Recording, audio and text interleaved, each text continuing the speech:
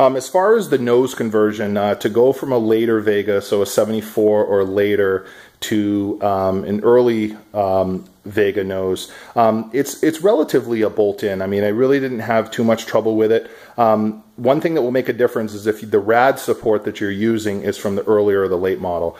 The rad support from my donor car, the 72, was an absolute disaster. So I ended up staying with the 75 rad support for my conversion, and basically it wasn't too bad. You have to make some subtle provisions for the bumper to get the bumper to mount right, which wasn't too big of a deal.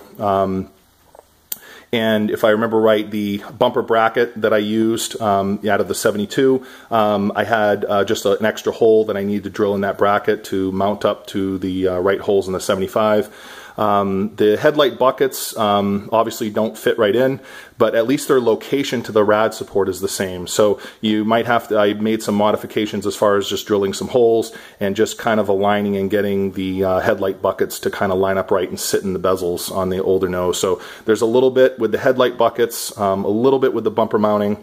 In the grill, same kind of thing with the grill. You know, you're not going to have the mounting provisions and stuff for the earlier grill, obviously on the later rad support. I did use the bracket, the center bracket from the early body, so that made that mounting pretty seamless.